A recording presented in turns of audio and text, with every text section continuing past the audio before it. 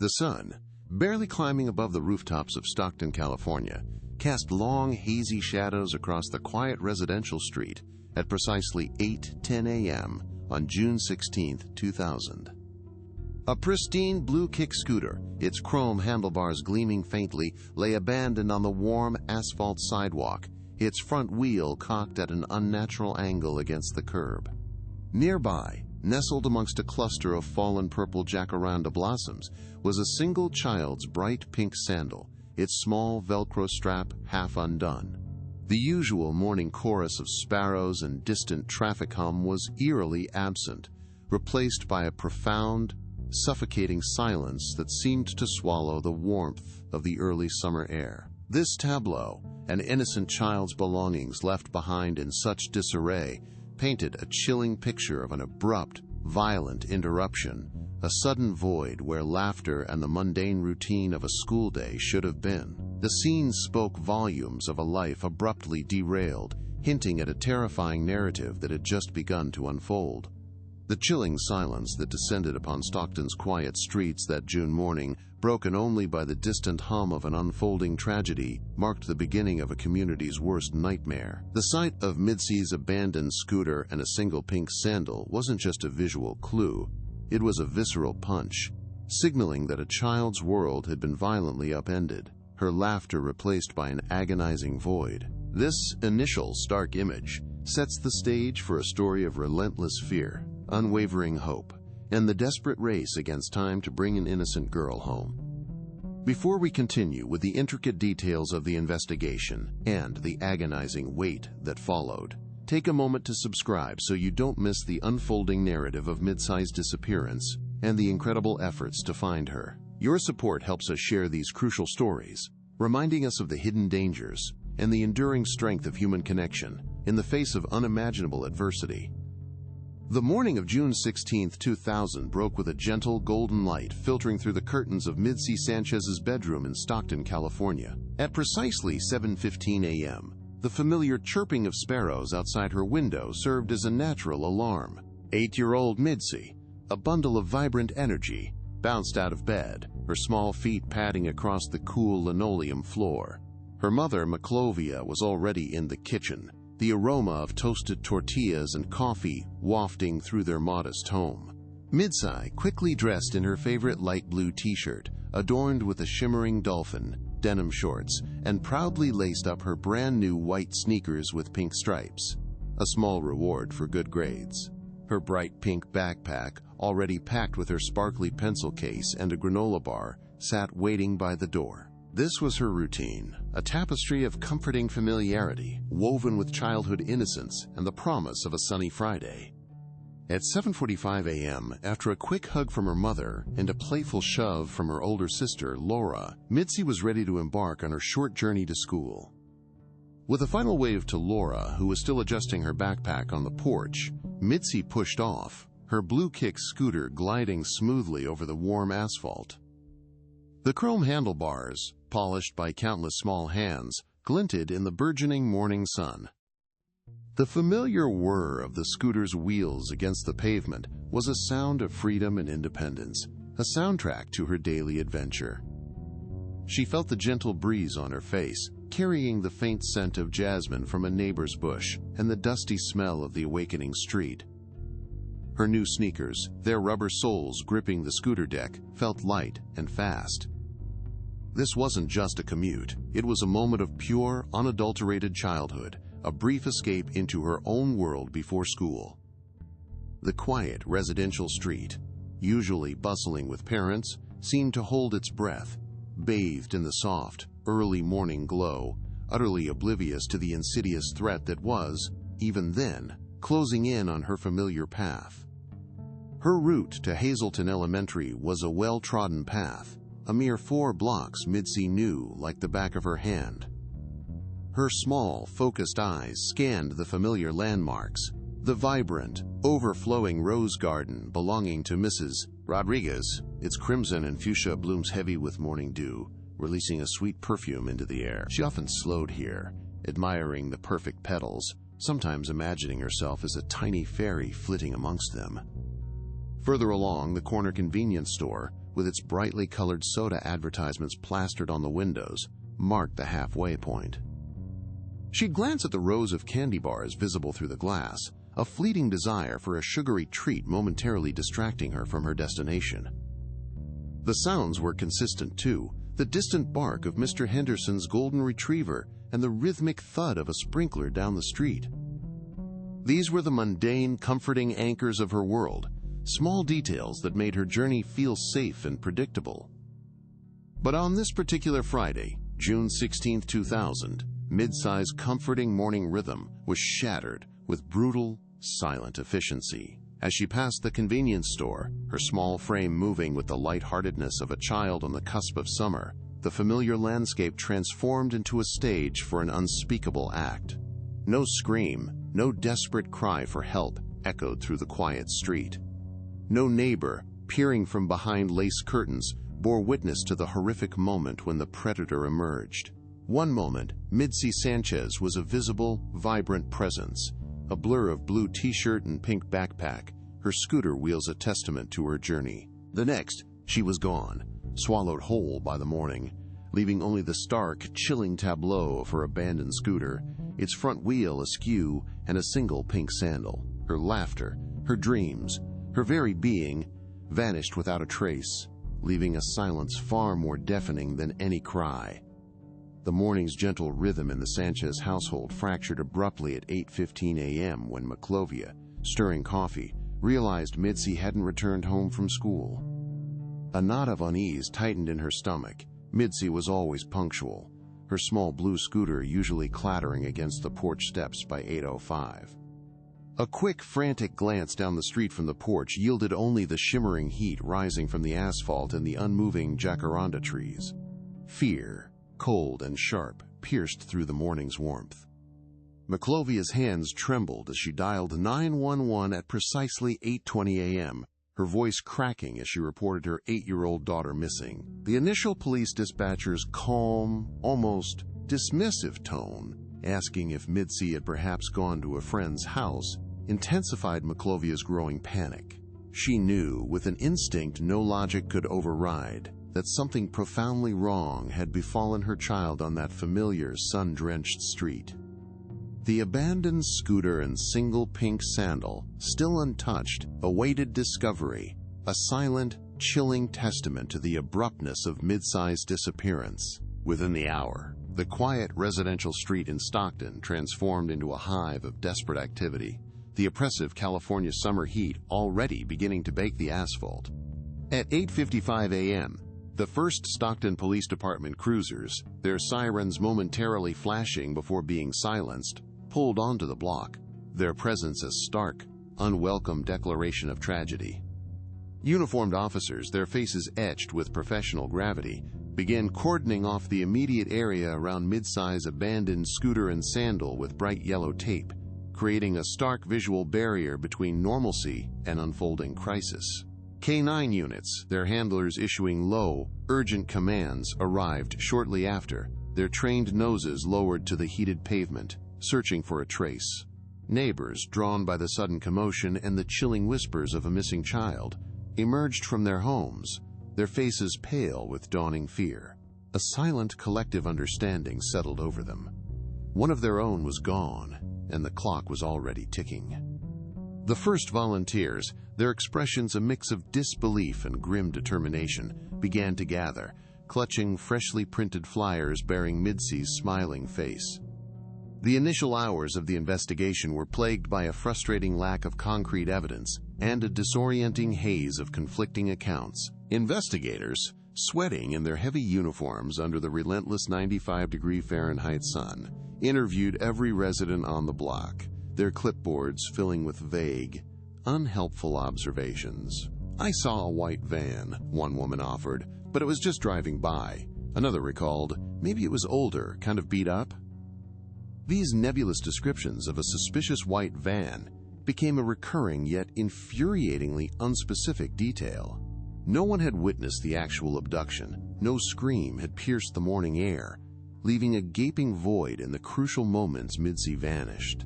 The lack of an immediate, credible witness created an immense hurdle, forcing detectives to chase shadows and piece together a timeline from disparate, unreliable fragments. Each dead-end tip, each uncorroborated sighting, chipped away at the fragile hope of Maclovia and Laura, deepening the pit of anxiety in their stomachs as vital seconds bled into irretrievable minutes. The frustration in the field was palpable, a silent battle against an invisible enemy. Logistical obstacles mounted as the search expanded beyond the immediate street. Canine units, their paws burning on the scorching asphalt, struggled to pick up a consistent scent trail amidst the myriad of urban smells. Gasoline, cut grass, and the faint, sweet decay of fallen jacaranda blossoms. The search perimeter rapidly grew, encompassing nearby Hazleton Elementary, the sprawling community park with its overgrown bushes, and the murky banks of the Calaveras River, all under the relentless, unyielding sun. Hundreds of volunteers, organized by neighborhood watch leaders, fanned out across the city, their voices hoarse from calling Midsi's name, their eyes scanning every ditch, every abandoned lot. Coordination between the Stockton Police Department, newly arrived FBI agents, and the burgeoning civilian search parties proved challenging. Radios crackled with fragmented updates, maps were consulted under makeshift tents, and the sheer physical toll of combing through dense foliage and urban sprawl in temperatures exceeding 100 degrees Fahrenheit tested everyone's endurance. The vastness of the search area, coupled with limited immediate resources, felt overwhelming, a brutal reminder of the needle-in-a-haystack reality. As news of Midsi's disappearance permeated Stockton, a chilling wave of fear washed over the community, transforming it from a bustling city into a place gripped by palpable anxiety. Whispers of a child snatcher, a predator lurking in the shadows, spread like wildfire through playgrounds and schoolyards. Parents, their faces pale with worry, pulled their children indoors, locking doors and windows, and issuing stern warnings about talking to strangers. Hazleton Elementary, mid-sized destination, went on immediate alert. Counselors on standby, offering support to terrified students and staff. Local news vans, their satellite dishes extended skyward, converged on the Sanchez home, their presence amplifying the tragedy and intensifying the pressure on investigators. The air became thick with a collective dread, a tangible unease that settled over every street corner. The usual sounds of children playing were replaced by an eerie silence, broken only by the distant wail of sirens and the hushed, urgent conversations of adults. The community was no longer just searching for Midsi. It was battling a pervasive, insidious fear that had invaded their sense of safety. As the first agonizing day bled into night, the initial leads, born of desperation, began to unravel, leaving only frustration in their wake. A transient known to frequent the park near Midsi's route became an early person of interest, triggering a brief, intense manhunt through the park's dense undergrowth and adjacent homeless encampments. Officers, their flashlights cutting through the deepening twilight, meticulously searched the area, but the man was nowhere to be found, and subsequent inquiries revealed he had been miles away at the time of the abduction. This false lead, though quickly debunked, consumed precious hours and resources, deflating the already fragile hopes of the community and the investigators. The lack of progress was a heavy, suffocating blanket. As the sun finally dipped below the horizon, painting the sky in hues of orange and purple, it brought no comfort, only the stark, chilling reality that Midsi Sanchez was still missing. The night descended upon Stockton, not with peace, but with a profound, terrifying silence, leaving a family shattered and a community in agonizing suspense. The first glimmer of potential breakthrough, often a cruel mirage in missing persons cases, arrived with a tip about a local transient frequently seen near the community park, a sprawling patch of unkempt greenery bordering Midsi's familiar route. This individual, known for his reclusive habits and disheveled appearance, became an immediate person of interest. At 10:30 p.m. on June 16th, under the stark beams of high-powered flashlights and the watchful, anxious gaze of volunteers, officers launched an intense manhunt. They meticulously combed through the park's dense, thorny undergrowth, the air thick with the smell of damp earth and decaying leaves, and systematically searched the adjacent homeless encampments. their voices echoing through the silent night as they called out the man's name. For a few agonizing hours, a fragile thread of hope emerged, only to snap.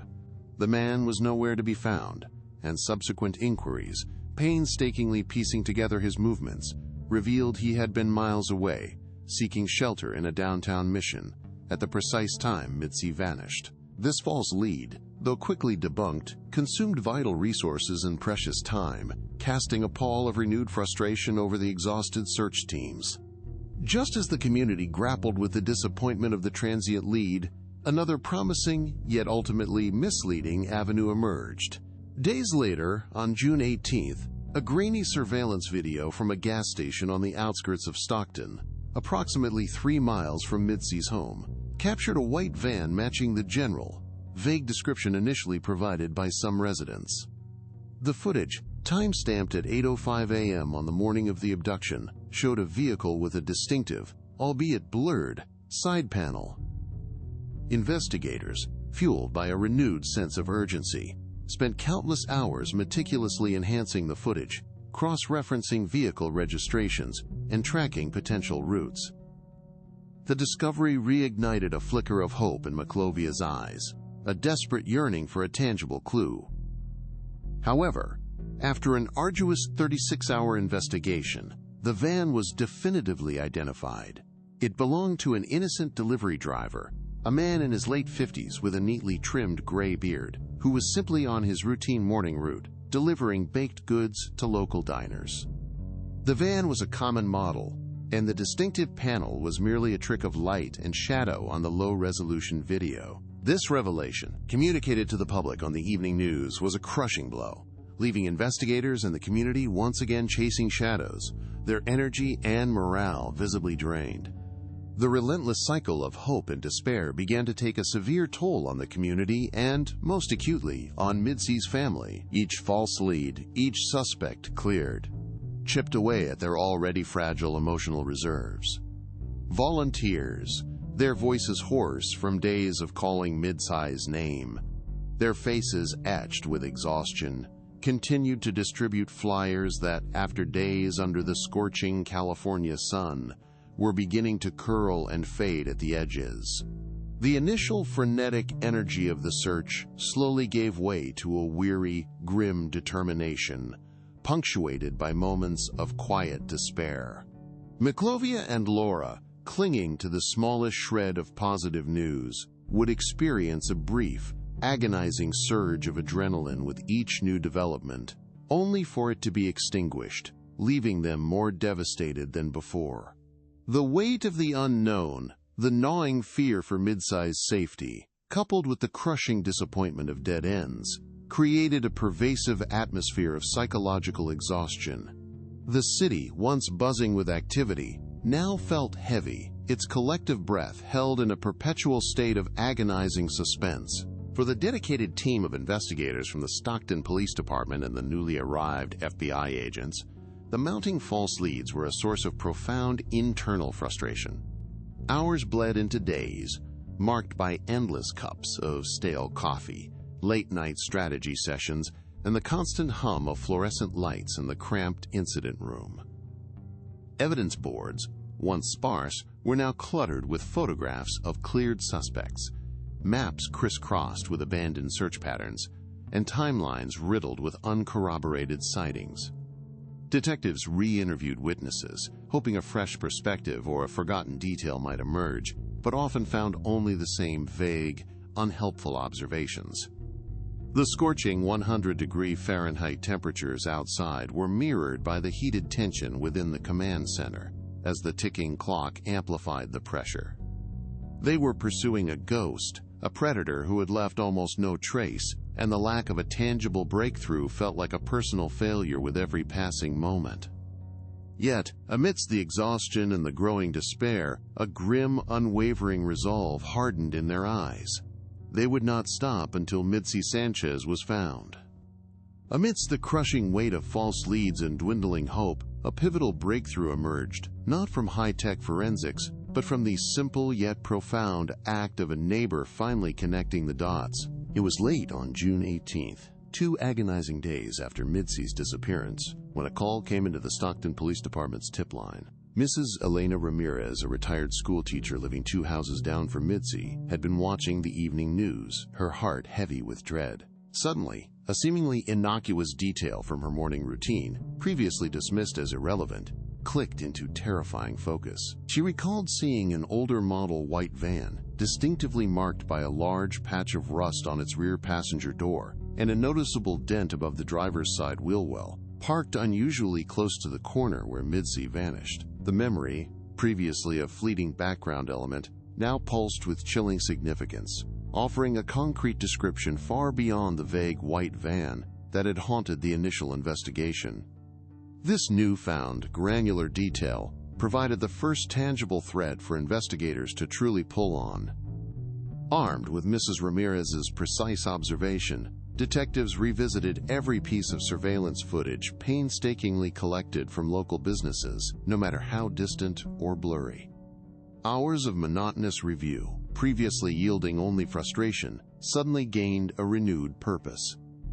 On a low-resolution camera feed from a dry cleaner shop, positioned nearly 5 blocks from Midsi's route, a faint, almost imperceptible image flickered into view at precisely 8:02 a.m. on June 16th. Through advanced digital enhancement techniques, painstakingly applied by a forensic analyst, the blurry pixelation slowly resolved enough to reveal a vehicle matching Mrs. Ramirez's description, an older, boxy white van, and, crucially, the distinct dark shadow consistent with a rust patch on the passenger side and a subtle distortion indicating a dent. It was a ghost of an image, yet it was undeniably their ghost, igniting a desperate, exhilarating spark of hope within the exhausted team.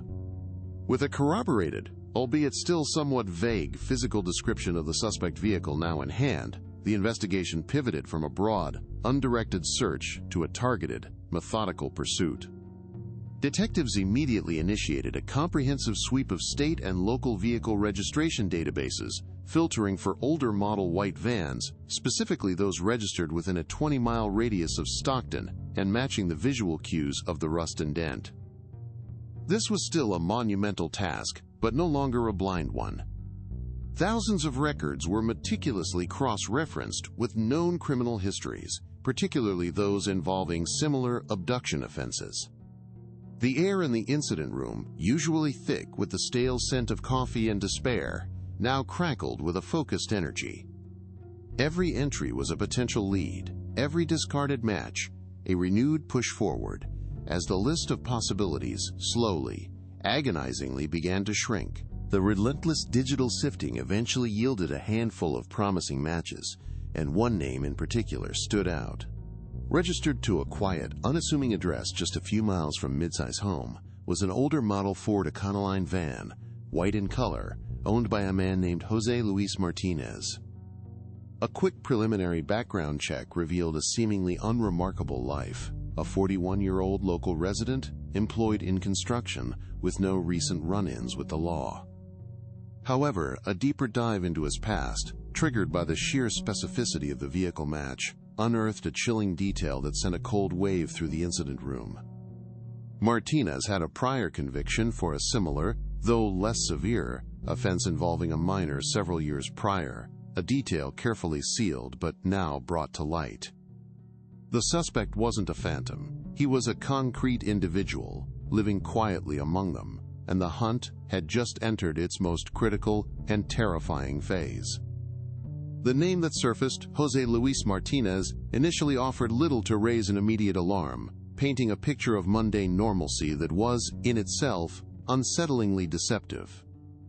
A 41-year-old construction worker, Martinez resided in a modest, well-maintained home nestled within a quiet residential cul-de-sac, just 7 miles from Midsi Sanchez's own street. Neighbors described him as a polite, if somewhat reserved, individual. A man who kept his lawn neatly trimmed, occasionally exchanged pleasantries over the fence, and whose older model white Ford Econoline van, with its telltale rust patch and subtle dent, was a familiar sight parked in his driveway. He was known to frequent the local hardware store and occasionally volunteer at community cleanup events, contributing to the fabric of Stockton without ever drawing undue attention. His public persona was meticulously crafted, a tapestry of quiet respectability, expertly woven to blend seamlessly into the backdrop of everyday life. This initial background check, a routine step in any investigation, presented no flashing red lights, no immediate cause for suspicion beyond the vehicle match, making the subsequent discoveries all the more chilling. However, the sheer specificity of the vehicle description, the distinct rust, and the precise location of the dent compelled investigators to delve deeper, beyond the surface of Martinez's seemingly unremarkable life. What they unearthed, buried within sealed court records from a neighboring county, sent a jolt of icy dread through the incident room. José Luis Martinez had a prior conviction, a dark shadow from his past, a felony charge for the abduction and unlawful imprisonment of a 10-year-old girl in a nearby town, almost a decade earlier. The details, though legally suppressed to protect the victim, were unmistakably similar, revealing a chilling pattern of behavior. This wasn't a sudden, impulsive act.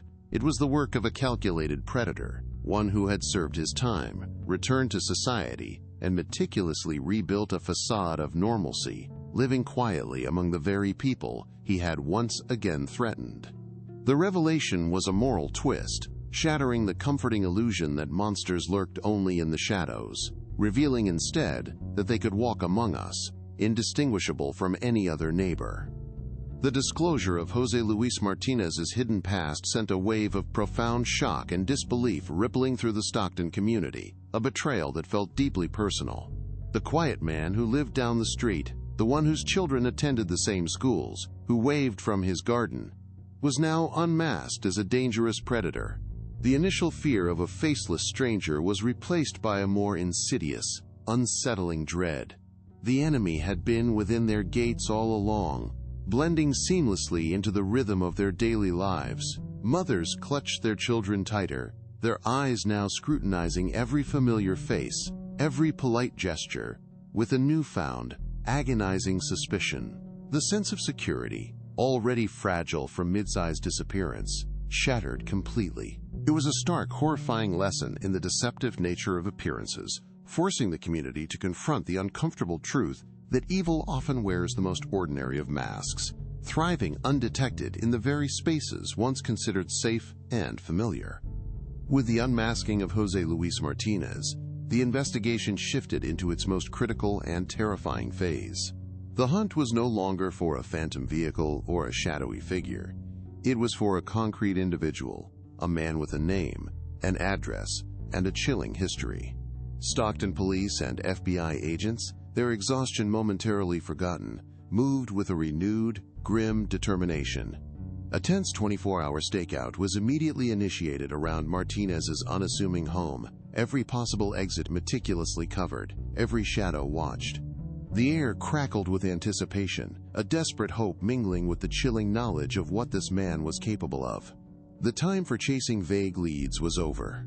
The time for action had come, a methodical, precise operation to apprehend a predator who had preyed on the innocence of a child, and who, for too long, had hidden in plain sight.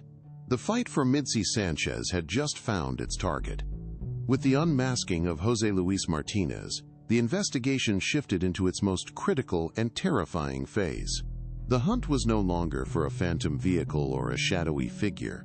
It was for a concrete individual, a man with a name, an address, and a chilling history. Stockton police and FBI agents, their exhaustion momentarily forgotten, moved with a renewed, grim determination. A tense 24-hour stakeout was immediately initiated around Martinez's unassuming home at 1432 Elm Street, beginning at 9 p.m. on June 18th. Discreetly positioned unmarked cars, their engines idling softly, monitored every window and every possible exit. The air crackled with anticipation, a desperate hope mingling with the chilling knowledge of what this man was capable of. The time for chasing vague leads was over. The time for action had come, a methodical, precise operation to apprehend a predator who had preyed on the innocence of a child and who, for too long, had hidden in plain sight. At precisely 6:47 a.m. on June 19th, as the first rays of morning light painted the eastern sky, Jose Luis Martinez emerged from his front door, dressed in faded blue jeans and a plaid work shirt, carrying a thermos. He walked towards his white Ford Econoline van, the one with the telltale rust patch on the rear passenger door and the subtle dent above the driver's side wheel well, parked neatly in the driveway. As his hand reached for the driver's side door handle, a coordinated team of officers, moving with practiced efficiency, swarmed him.